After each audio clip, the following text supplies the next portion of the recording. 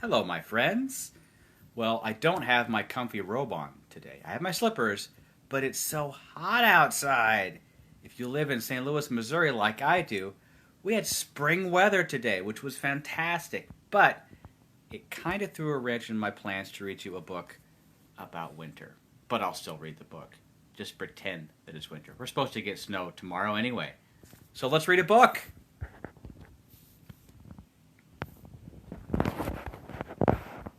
Book 1 is called The Little Mole's Wish. There's a cute little mole, and I think he's wishing upon a falling star.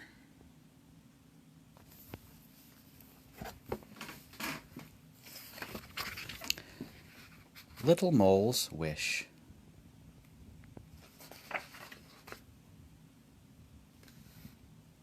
One day, the first snow came. Little Mole was headed home by himself. He came across a small snowball. "Hi," he said, greeting the snowball with his nose. "Can I tell you something?" whispered Little Mole. "I just moved here. I don't have any friends." The snowball listened quietly. "We're going to take the bus," said Little Mole. "That's how we get home. It's going to be so much fun."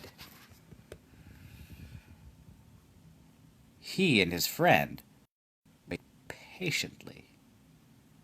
Look how big the snowball got from when he found it and then when he pushed it to the bus stop.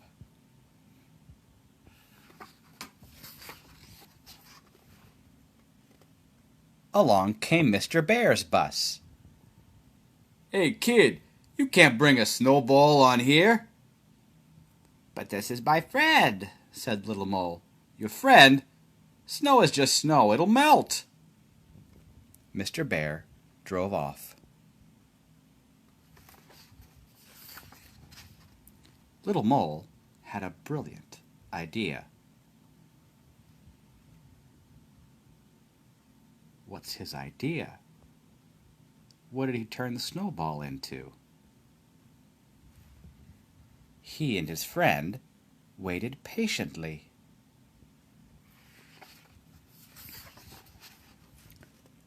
Along came Mr. Fox's bus. "Hey, kid, you can't bring a snowball on here." "But this is a bear," said Little Mole. "A bear? That big lump of snow?" Mr. Fox drove off.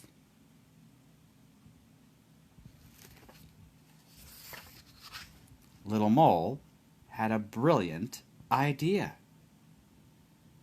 He took his bear.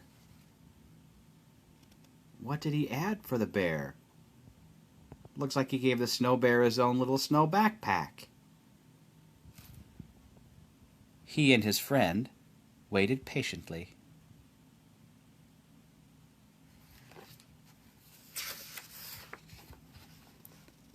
Night fell. "Look, a shooting star!" exclaimed Little Mole. "Grandpa says a shooting star makes your wish come true. I hope my wish comes true."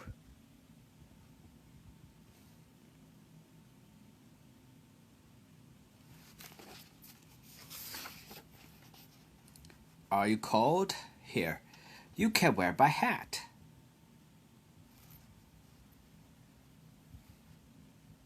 "I'm sure the bus will be here soon."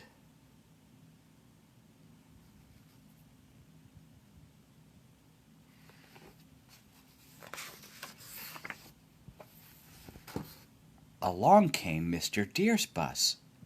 "Look at you two. You must be freezing. Hop on. You'll catch a cold." Look at Mr. Deer's bus. It has antlers.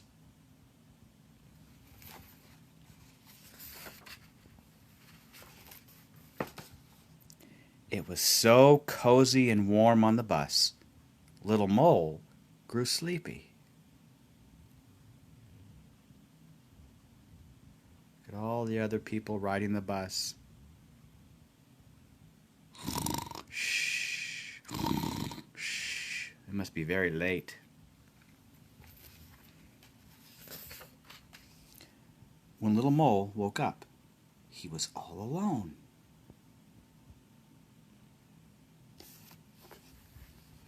"Mr. Deer, have you seen my friend?" "I think he already got off," said Mr. Deer kindly. "You should really hurry home. Your family must be worried."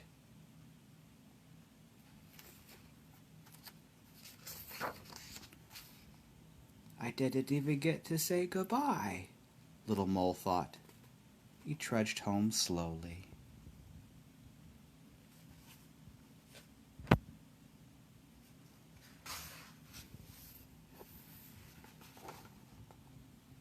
"There you are, little one. You're frozen solid." Grandma folded Little Mole into a warm embrace. As always, she listened quietly as Little Mole told her about his day. "I wish I could help," she said.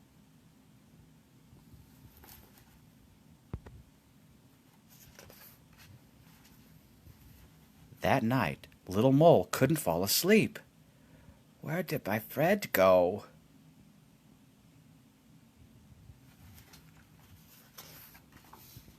The next morning, Little Mole heard Grandma calling. "Little one, come look! You have a special visitor." He runs. And he's running. "Hurry, hurry, hurry, Little Mole!"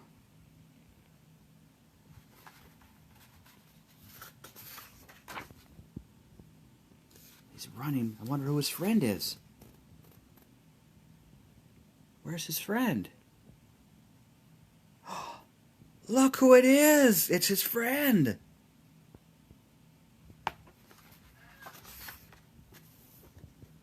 Duh. And Little Mole's wish came true. Isn't that sweet? More animals, please. Okay. What animal is that? He's got a striped tail, little paws, and a nose and pointy ears. Looks like he's wearing a mask. Kind of looks like a cat.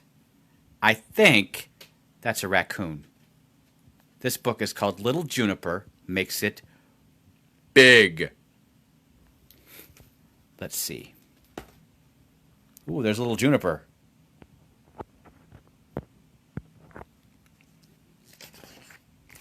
Little Juniper Makes It Big.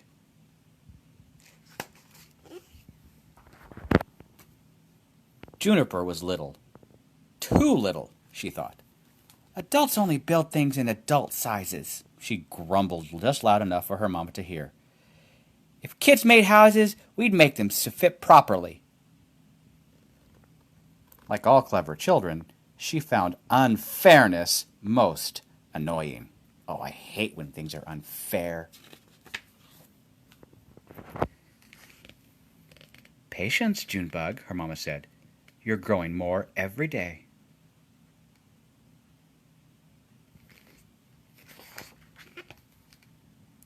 At bedtime, she couldn't concentrate on her book. For my whole entire life, everything's been too big for me, she thought. Movie seats are too big. Pianos are too big. Sinks are too big. Doorknobs are definitely too big. Car seats. Counters. Later that night, Juniper's little thought grew.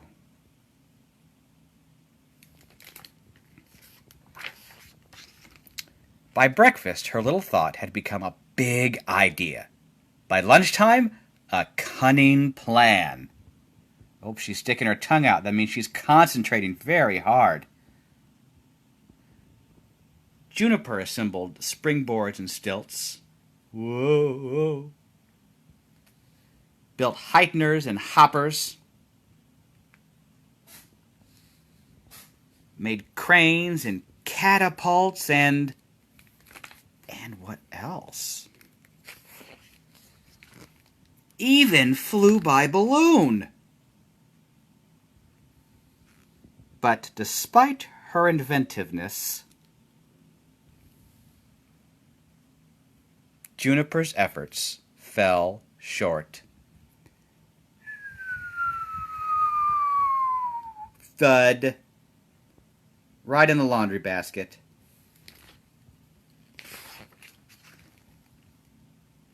By Monday, Juniper felt smaller than ever. Wait!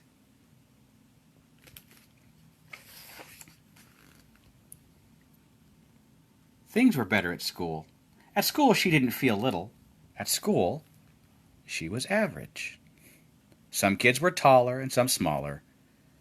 The new girl, Clove, was tiny.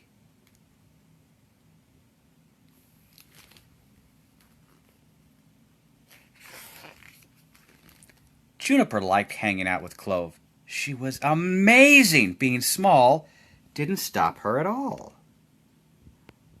Up she climbs. There she goes to get a pencil. And back down. Boing. Sweet salamanders, how did you do that? Asked Juniper. Gripping sharp nails, a parachute tail, and, she lowered her voice, extra stretchy armpit skin. You want to come over? She asked. We could practice climbing. Oh, yes, said Juniper. Some unsmallness lessons were just what she needed. She counted the days until the weekend.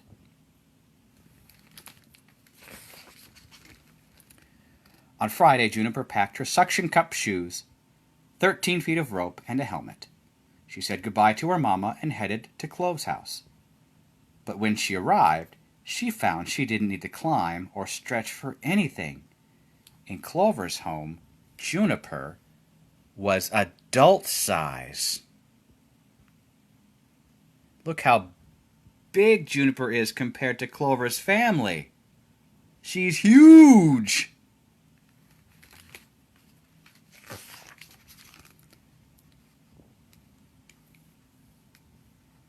This house is perfect, thought Juniper. She's reaching everything. Well, mostly perfect. Hide and seek was unexpectedly quick. Swinging was surprisingly slow. And dress-ups were just awkward. She can't jump on the bed either. Look, she hit her head on the rafters. 'Cause she's so big. By the time they got ready for bed, Juniper didn't feel small at all. How is Juniper going to fit in that tiny bed?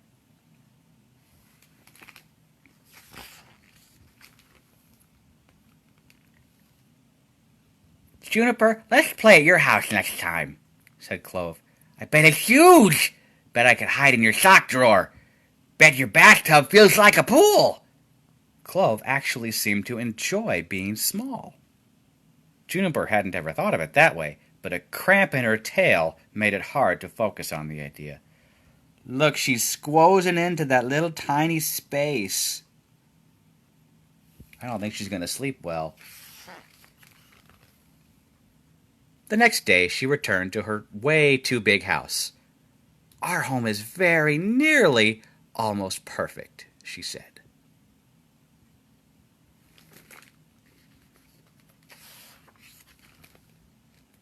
And while there were plenty of things Juniper still didn't love about being little, I think she fell into the toilet. Most things were wonderful.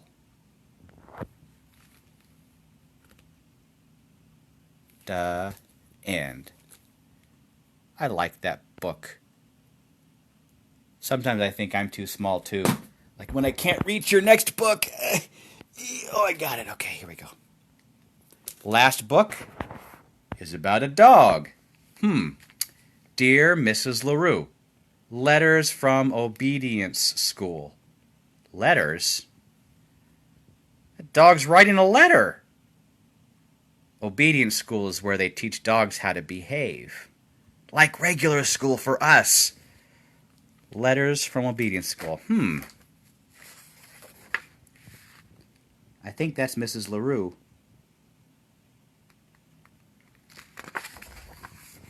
Ooh, it's a news article from the Snort Register. September 30th. Local dog enters obedience school. Citing a long list of behavioral problems, Snort City resident Gertrude R. LaRue yesterday enrolled her dog Ike in the Igor Brotweiler Canine Academy. Established in 1953, the academy has a history of dealing with such issues. "I'm at my wit's end," said Mrs. LaRue. "I love Ike, but I'm afraid he's quite spoiled. He steals food right off the kitchen counter, chases the neighbor's cats, howls whenever I'm away, and last week while I was crossing the street, he pulled me down and tore my best camel's hair coat. I just don't know what else to do." School officials were unavailable for comment. Ooh, sounds like Ike is a little naughty. He's off to obedience school.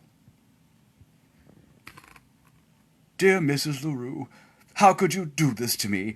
This is a prison, not a school. You should see the other dogs. They are bad dogs, Miss LaRue. I do not fit in. Even the journey here was a horror. I'm very unhappy and may need something to chew on when I get home. Please come right away. Sincerely, Ike." So it looks like everything in color is what's really happening. Oh, and then we follow his little thought bubbles, his imagination bubbles, to what he's thinking. He thinks he's going to a prison for dogs.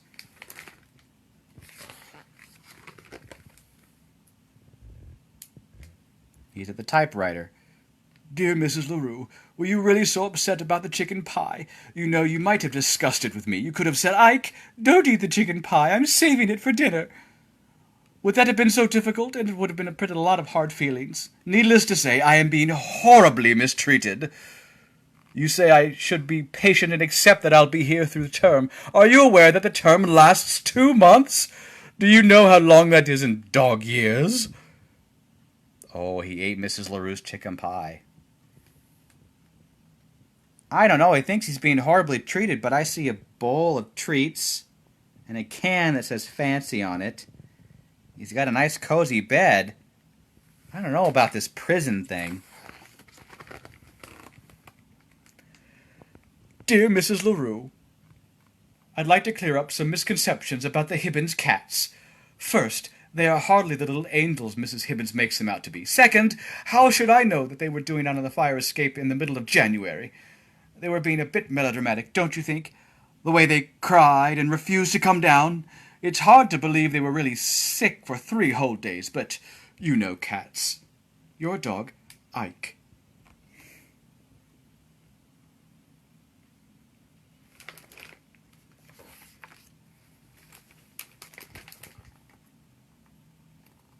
Well, this doesn't look bad at all. Look, she's got a box of treats. And those dogs look happy. He looks pretty happy, too. "Dear Mrs. LaRue, you should see what goes on around here. The way my warden, Miss Klondike, barks orders is shocking. Day after day I'm forced to perform the most meaningless tasks. Today it was sit and roll over all day long. I flatly refuse to roll over. It's ridiculous. I won't do it. Of course, I was severely punished. And another thing, who will help you cross the street while I'm away? You know you have a bad habit of not looking both ways. Think of all the times I've saved you.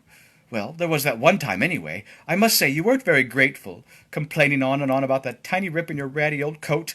But the point is, you need me." He's imagining them sending him to solitary confinement.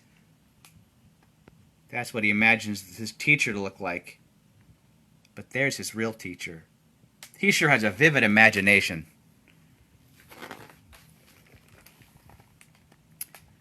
"Dear Mrs. LaRue, the guards here are all caught up in this good dog, bad dog thing. I hear it constantly. Good dog, Ike. Don't be a bad dog, Ike. Is it really so good to sit like a lummox all day? Nevertheless, I refuse to be broken. Miss Klondike has taken my typewriter. She claims it disturbs the other dogs. Does anybody care that the other dogs disturb me? Yours, Ike." Look, he's drinking a smoothie. gourmet dog food. And another treat.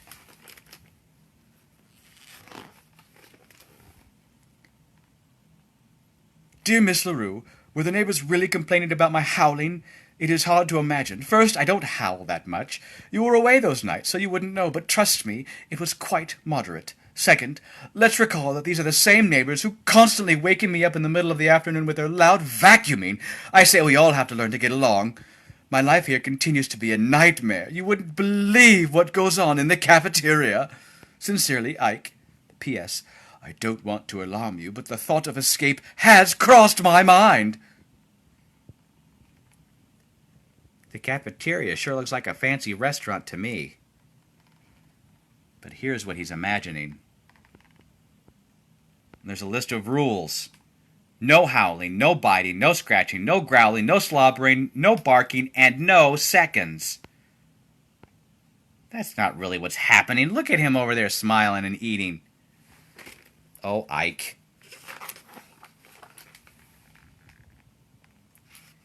Dear Mrs. LaRue, I hate to tell you this, but I am terribly ill. It started in my paw, causing me to limp all day. Later I felt queasy, so that I could barely eat dinner except for the yummy gravy. Then I began to moan and howl. Finally, I had to be taken to the vet. Dr. Wilfley claims that he can't find anything wrong with me, but I am certain I have an awful disease. I must come home at once. Honestly yours, Ike.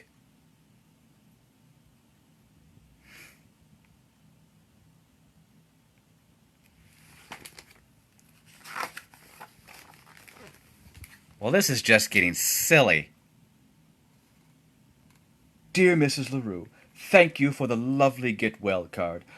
I'm a little surprised that you didn't come get me. I know what Dr. Wilfrey says, but it is really wise to take risks with one's health. I could have a relapse, you know. With fall here, I think about all the fine times we used to have in the park. Remember how sometimes you would bring along a tennis ball? You would throw it, and I would retrieve it every time, except for once when it landed in something nasty and I brought you back a stick instead. Ah, how I miss those days. Yours truly, Ike. P.S. Imagine how awful it is for me to be stuck inside my tiny cell. P.P.S. I still feel pretty sick.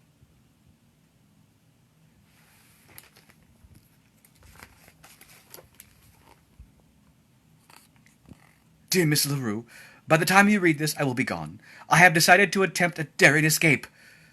I'm sorry it has come to this, since I am really a very good dog, but frankly you left me no choice. How sad it is not to be appreciated. From now on I'll wander from town to town without a home, or even any dog food most likely. Such is the life of a desperate outlaw. I will try to write to you from time to time as I carry on with my life of hardship and danger.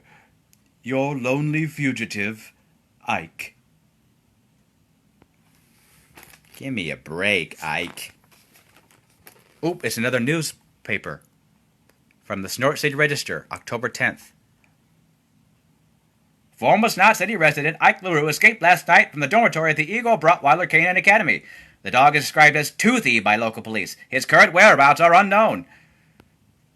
To be honest, I thought he was bluffing when he told me he was planning to escape, said a visibly upset Gertrude R. LaRue, the dog's owner. Ike tends to be a bit melodramatic, you know. Now I can only pray he'll come back. Asked if she would return to Ike Rottweiler Academy, Miss LaRue said that she would have to wait and see. He's a good dog, basically, but he can be difficult. There he goes in the taxi. And the license plate on the taxi says, "Doggone." Ha ha.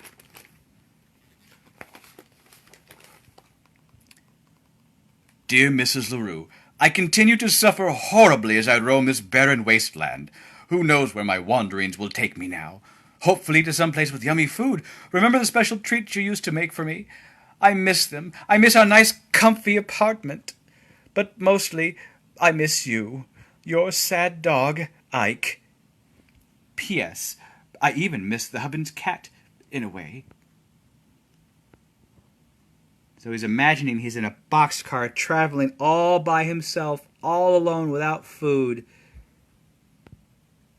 but he's got a burger and fries with mustard and ketchup. This is a very talented and wealthy dog. Dear Mrs. LaRue, the world is hard and a cruel place for a stray dog. You would scarcely believe the misery I have endured.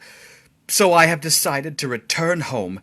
You may try to lock me up again, but that is a risk I must take. And frankly, even more than myself, I worry about you. You may not know it, Mrs. LaRue, but you need a dog. Your misunderstood friend, Ike. Is he hitchhiking? No, he's on a plane. With beverage service and peanuts. And he's got a blanket.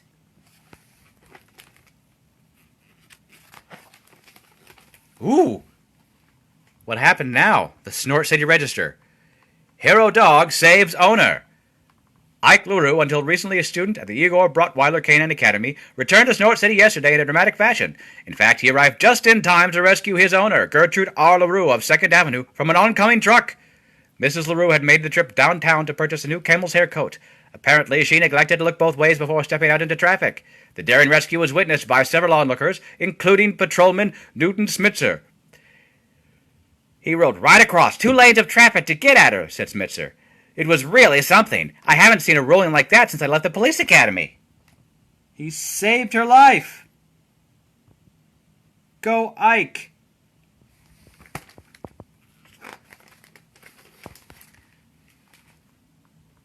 Mrs. LaRue was unhurt in the incident, though her coat was badly torn. I don't care about that, she said. I'm just happy to have my Ike back home where he belongs. LaRue said she plans to throw a big party for the dog. All the neighbors will be there, and I'm going to serve Ike's favorite dishes. Look at the cats. Wow, can you believe this guy?